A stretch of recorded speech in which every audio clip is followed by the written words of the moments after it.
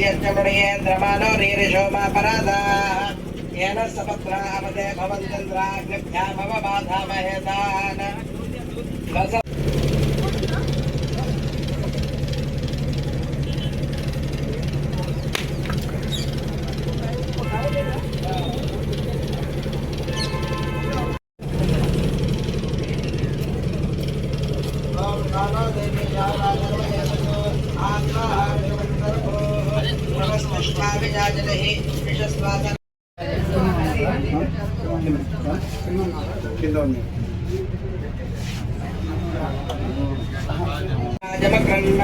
अर्वाचन्द्र ममतो हवामहे योगो यद्धनजिदश्वजित्याः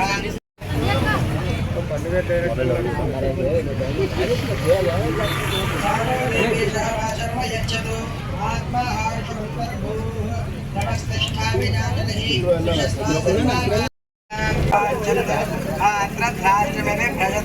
ध्रुवाद्यौ ध्रुवा पृथिवी ध्रुवं विश्वमिदं जगत् ध्रुवाः पर्वता इमे ध्रुवो राजा विशामयं ये हैवैहिमाव्यधिष्ठाः इन्द्र एवेव ध्रुवस्तिष्ठा इह राष्ट्रमुद्धारय अधरे सन्ति सद्ध्रुवः ध्रुवं ध्रुवेण हविषा तस्मै देवा अधिप्रवन्न अयं च ब्रह्मणस्पतिः ओम ध्रुवं दे राजा वरुणो ध्रुवं देवो बृहस्पतिः ध्रुवं ध इन्द्रश्चाग्निश्च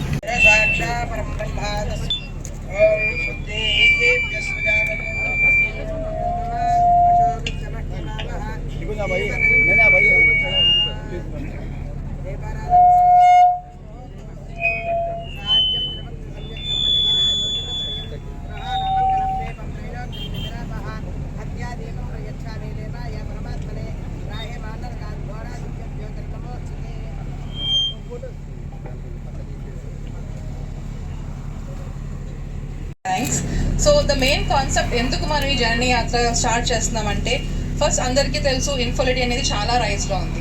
కానీ ఈ ఆప్షన్స్ ఆఫ్ ట్రీట్మెంట్ మనం ఇచ్చే ట్రీట్మెంట్ కానీ అడ్వాన్స్ టెక్నిక్స్ కానీ science based advance techniques and success అనేది ఈ రూరల్ ఏరియాస్లో ఉండే వాళ్ళకి చాలా మందికి తెలియదు.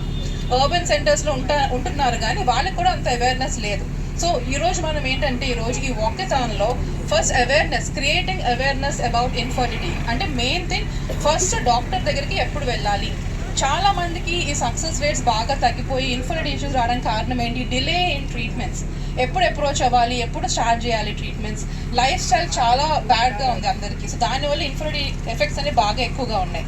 సో ఈ రూరల్ ఏరియాస్కి జననీ యాత్ర బస్ అనేది ఏంటంటే ఈ రూరల్ ఏరియాస్లోకి వెళ్ళి అందరికీ అందుబాటులో వాళ్ళ డోర్ స్టెప్స్ దగ్గరికి వెళ్ళి వాళ్ళకి ఇన్ఫర్టిలిటీకి సంబంధించి ఏమేమి బ్లడ్ టెస్ట్లు ఉంటాయో అవి ఫ్రీగా ఈ బస్లో జరుగుతుంది. And also all expert consultants like all are doctors are there in the bus. So అందరూ మేము ఆ బస్లో వెళ్ళి ఈ రూరల్ ఏరియాస్లో అందరికీ మనం ఫ్రీ కన్సల్టేషన్ అనేది చేస్తున్నాం. So the main concept is more approachable to the public or the normal people and also giving our advanced based techniques and science and approach for them to give good success rates. So idi anta encourage chestu chala thanks andi for encouraging this and idi inka awareness baga ravali andarki awareness oste andarki infertility rates anedi manam tagginchochu and can give more success. So the concept is early approach, early diagnosis is better success. Thank you. వాళ్ళందరికీ కూడా ఒక అవగాహన కల్పించే విధంగా ఈ initiation తీసుకున్నందుకు మనస్ఫూర్తిగా అందరూ కూడా అభినందించాలి. మరి తను చెప్పినట్టుగా ఏదైనా ఫ్యామిలీ అంటే ఎప్పుడు కూడా భార్యాభర్తలు పెళ్ళైన తర్వాత ఇమీడియట్గా వాళ్ళు సంతానం, ఆ తర్వాత ఆ లెగసీ, ఆ వంశం అభివృద్ధి చెందాలి. ఇవన్నీ కూడా మనకి సెంటిమెంట్, ఒక ఎమోషన్. అది గతంలో అయితే పిల్లలు అనేవాళ్ళు ఏ కుటుంబంలో చూస్తున్నా కూడా ఎక్కడ ఒకరు ఇద్దరు అనేది మనకు వినేవాళ్ళం కాదు. పాత పెద్ద ఇప్పుడు మా జనరేషన్ లేకపోతే ఇంకా అంతకుముందు వాళ్ళు అయితే ఫ్యామిలీ అంటే 10 మంది పిల్లలు, 6 పిల్లలు, 7 అట్లా ఆ విధంగా ఉండేది. అదైన తర్వాత కొంతకాలం అయిన తర్వాత 2 పిల్లలు చాలని కొంత స్లోగన్స్ వచ్చి పబ్లిసిటీ చేసి దాన్ని ప్రభుత్వం కూడా ప్రాపగాండ చేసింది. ఆ తర్వాత ఒక్క చైల్డ్ చాలు అని చెప్పి కూడా చేసుకున్నారు. ఆ తర్వాత మళ్ళీ మనం చూస్తే 1 or none అన్నారు. అంటే కొంతమంది ఇప్పుడు లేటెస్ట్గా కూడా ఏమవుతుందంటే అసలు పిల్లలే లేకుండా ఉంటే సరిపోతుంది కదా ఎందుకు అనే ఒక కాన్సెప్ట్ కూడా కొంతకాలం జరిగింది. బట్ అది సర్కిల్. మళ్ళీ ఈరోజు ప్రభుత్వాలు కూడా ఏదైతే ఈ డెమోగ్రఫిక్ డివిడెండ్స్ ఇవన్నీ కూడా దృష్టిలో పెట్టుకొని ఈరోజు ప్రభుత్వమే ఎంకరేజ్ చేస్తూ ఉంది. ఆ పిల్లల్ని ఎక్కువ మంది కనాలి, పాపులేషన్ పెంచాలి. ముఖ్యంగా చాలా దేశాలు అయితే ఇప్పుడు జపాన్ లాంటి కంట్రీ అయితే మీకు తెలిసి చూస్తూ ఉన్నాం. అక్కడ యూత్ అనేది వెరీ వెరీ మినిమం అయిపోయింది. అంటే ఆ కంట్రీ ఇట్ సెల్ఫ్ అది ఒక ఓల్డ్ కంట్రీ కింద తయారైంది. అలాగా ఈరోజు మొన్నే మాకు చంద్రబాబు నాయుడు గారు కూడా గవర్నమెంట్ వచ్చిన తర్వాత అంతకుముందు ఆయనే దీన్ని ప్రమోట్ చేశారు. 1 or none లేకపోతే ఒక్క చైల్డ్ చాలు ఇట్లా ప్రమోట్ చేసిన వాళ్ళు మొన్నే స్పెసిఫిక్గా చెప్పారు. అప్పుడు ఇట్లా ప్రమోట్ చేసాం పిల్లలు తక్కువ ఉండాలని, ఇప్పుడు నేనే చెప్తా ఉన్నాను మళ్ళీ పిల్లలు ఎక్కువ మంది కనండి అని చెప్పని చేయటమే కాదు, గతంలో లోకల్ బాడీస్ ఎలక్షన్ ఇట్లన్నింటిలో కూడా 2 పిల్లల కంటే ఎక్కువ మంది ఉంటే వాళ్ళు కంటెస్ట్ చేయడానికి కూడా ఎలిజిబుల్ కాదు. అంటే ఒక ఫ్యామిలీకి ఏదైనా 2 ముగ్గురు పిల్లలు ఉంటే వాళ్ళు ఎలక్షన్లో కూడా కంటెస్ట్ చేయకూడదు. అటువంటి రూల్స్ ఉన్నాయి.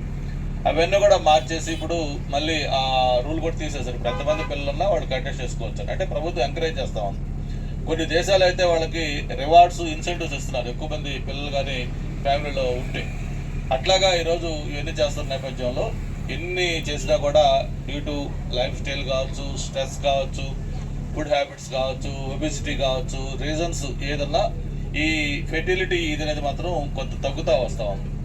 ఎగ్జాక్ట్లీ ఇక్కడే మన వైఎస్ఎస్ లాంటి ఒక రిపీటెడ్ ఇన్స్టిట్యూషన్స్ ఏదైతే దానికి రీజన్స్ ఉన్నాయి దాన్ని కొంచెం డయాగ్నోస్ చేసి వాళ్ళ ఉన్న ఇబ్బందులు ఏంటి, ఏ విధంగా వాళ్ళు జాగ్రత్తలు తీసుకుంటే అది బెటర్గా వాళ్ళకి పాసిబిలిటీ ఉంటుంది పిల్లలు కనడానికి, ఇవన్నీ కూడా అవేర్నెస్ కల్పిస్తూ వాళ్ళు ముందుకు తీసుకెళ్తా ఉన్నారు. దానికి వాళ్ళని మనస్ఫూర్తిగా అభినందించాలి. అయితే ఇక్కడ నేను రాధికాకి వాళ్ళ టీం రాజుగారు ఉన్నారు, శ్రీదేవి మ్యామ్ ఉన్నారు, మిగతా అందరూ ఉన్నారు. కాబట్టి ఇక్కడ మీరు చేసే కార్యక్రమంలో ఒకటే నేను ఒక ప్రజాప్రతినిధిగా నేను కానీ వంశీ గారి తరఫున ఒకటే చెప్తా ఉన్నాను. పబ్లిక్లో ఏదైతే దీని మీద కొన్ని ఎక్కడో ఒకరిద్దరు చేసే చిన్న చిన్న వీటి వల్ల దీని మీద కొంచెం నెగిటివ్ ప్రాపగాండా కూడా అవుతా ఉంది. ఎగ్జాక్ట్గా మీరు అక్కడే మీరు జాగ్రత్తలు తీసుకోండి. ఏదైతే గవర్నమెంట్ మీకు గైడ్ లైన్స్ పెడతా ఉందో, ఒక నామ్స్ ఫిక్స్ చేస్తూ ఉందో వాటిని మీరు తూచే తప్పకుండా ఫాలో కండి. మీరు న్యాయపరంగా చట్టపరంగా మీరు చక్కగా ఈ కార్యక్రమం చేసేందుకు మీకు బ్రహ్మాండమైన పేరు వస్తుంది. ఇప్పుడు ఎలాగైతే ఎప్పుడో మనం ఓపెన్ చేసుకున్న ఇది మళ్ళీ ఈరోజు ఎన్నో బ్రాంచెస్కి వెళ్ళిపోయింది. ఈరోజు ఎన్నో ఫ్యామిలీస్కి హౌస్ హోల్డ్ నేమ్ అయింది వైఎస్ఎస్సి. ఎందుకంటే ఒక క్రెడిబిలిటీగా వాళ్ళు దాన్ని రన్ చేసుకుంటారు. కాబట్టి భవిష్యత్తులో కూడా ఇంకా మరింత సక్సెస్ కావాలని చెప్పని కూడా కోరుకుంటూ మీరు దీనికి ఒక షెడ్యూల్ మీరు ఎక్కడికి వెళ్తారేంటనేది వాట్సాప్ గ్రూపుల ద్వారా చెప్తారా లేకపోతే వేరే మెకానిజం చూస్తారనేది వెళ్ళే ముందు కొంచెం ఆ ప్రాంతాలకు కూడా మెసేజ్ వెళ్ళిపోతే వాళ్ళు కూడా కొంత అక్కడ ప్రిపేర్డ్గా ఉంటారు. కాబట్టి ఇది చాలా ఉపయోగపడుతుందని చెప్పని తెలియజేసుకుంటూ ఇటువంటి కార్యక్రమాలన్నీ కూడా ప్రభుత్వం ఎన్ని చేసినా కూడా ఇలాంటి ఆర్గనైజేషన్స్ కూడా స్వచ్ఛందంగా వచ్చి చేయటం చాలా అభినందనీయం. తప్పకుండా రాధిగా మీరు ఏ కాన్సెప్ట్ అయితే ఇది స్టార్ట్ చేశారో ఇది డెఫినెట్గా ప్రజలకి రీచ్ అవుద్ది, ప్రజల్లో అవగాహన కల్పిస్తుంది. వాళ్ళు డెఫినెట్గా ఏదైతే వాళ్ళు ఫేస్ చేస్తున్న ఆ ప్రాబ్లం ఉందో అది కొంత 100% మన చేతిలో ఉండకపోవచ్చు. బట్ డెఫినెట్గా ఆ ఎర్లీ డిటెక్షను, దానికి సంబంధించిన మెడికేషను, లేకపోతే వాళ్ళకి ఆ లైఫ్ స్టైల్ చేంజ్ చేయడం, ఏదైతే మీరు ప్రొఫెషనల్ ఎక్స్పర్ట్స్ ఉన్నారు కాబట్టి మీ గైడెన్స్ ప్రకారం వాళ్ళు తీసుకున్న తర్వాత అది మంచి వాళ్ళకి ఫ్రూట్ఫుల్గా రిజల్ట్స్ వస్తాయని చెప్పి కూడా తెలియజేసుకుంటూ మరొకసారి ఒక మంచి కార్యక్రమంలో పాల్గొనే అవకాశం కల్పించినందుకు అందరికి కూడా పేరు పేరున అభినందనలు. గారు, శ్రీ వంశీకృష్ణ శ్రీనివాస్ గారు, డాక్టర్ సీతారామరాజు గారు, డాక్టర్ రాధిక మేడం అమ్మగారు, అందరికీ ఇక్కడికి వచ్చిన పాత్రికేయులు, మిగతా ఓయాసిస్ సిబ్బంది అందరికీ నా నమస్కారం. నా పేరు డాక్టర్ శ్రీదేవి. నేను అపోలో హాస్పిటల్లో గైనకాలజిస్ట్గా పనిచేస్తున్నాను. నేను ఈరోజు ఈ కార్యక్రమానికి రమ్మని రాధిక ఖచ్చితంగా పిలిచారు రమ్మని. నేను కూడా డెఫినెట్గా వద్దామని వచ్చాను. ఎందుకు అంటే నేను అపోలో హాస్పిటల్లో మాకు ఐవీఎఫ్ సెంటర్ లేదు. అక్కడి నుంచి కేసులన్నీ ఓయాసిస్కి నేను పంపిస్తాను. పంపించిన ప్రతి కేసు 100% సక్సెస్ రేట్తో ప్రతి తల్లి ఒక బిడ్డనెత్తుకుని సంతోషంగా వెళ్ళారు. అదే అంటే మాతృత్వం అనేది ఒక వరం. చిన్న చిన్న ప్రాబ్లమ్స్ ఏదైనా ఉంటే ఇమ్మీడియట్గా అప్రోచ్ అవ్వడము, ఎర్లీగా ప్రెగ్నెన్సీ రావడం, ఇవన్నీ కూడా డాక్టర్స్గా మనం అవేర్నెస్ క్రియేట్ చేయాలి. కొంతమంది ఏంటంటే దూరం నుంచి వచ్చిన వాళ్ళకి అవేర్నెస్ తెలియదు, ఎవరిని అప్రోచ్ అవ్వాలో తెలియదు. అందుకే ఈ ఓయాసిస్ జననీ యాత్ర అని పెట్టారు. ఇది నిజంగా చాలా సంతోషంగా ఉంది. ఎందుకంటే ప్రజలకందరికీ ఇది చాలా యూస్ఫుల్. వాళ్ళు ఎప్పుడైనా సరే ఈ జననీ యాత్ర దగ్గరకు వచ్చి డాక్టర్స్ అప్రోచ్ అయితే పర్సనలైజ్డ్ కౌన్సిలింగ్ ఉంటుంది, ప్రీ టెస్ట్లు అవన్నీ చేస్తారు. డెఫినెట్గా మీ